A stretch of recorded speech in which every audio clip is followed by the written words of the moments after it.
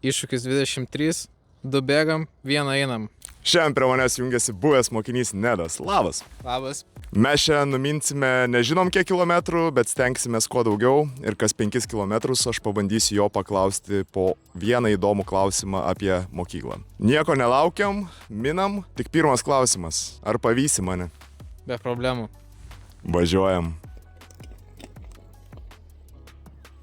5 kilometrai. Pirmas klausimas. Ar norėtum grįžti į mokyklą ir būti vėl mokiniu? Norėčiau, ypač į vėlesnės klasės. 12-11 klasė. O kodėl? Smagiausia buvo. 10 kilometrų. Kitas klausimas. Ar buvo mokyklai mokytojų, kurių bijojai? Nemanau arba neatsimenu. O kurios mylėjai? Visus. 15 kilometras. Ar esi kad nors melavęs, kad negali daryti kūno kultūros? Visada labai sąžiningai darydavau kūno kultūrą. Čia melas?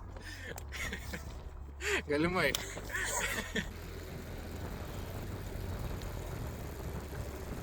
20 kilometras. Įsivaizduok, kad esi matematikos pamokoje. Koks mokytojas būtų geresnis? Toksai chill ar griežtas?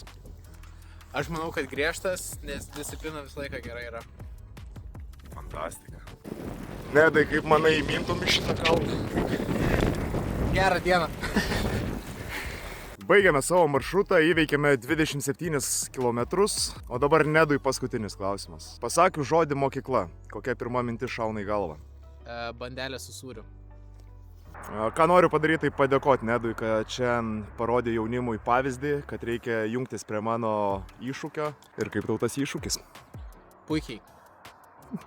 Gerai, su Nedu šiandien atsisveikinam. Mes išsiskiriam, o jūs dar likit, nes pasakau trumpą naujieną.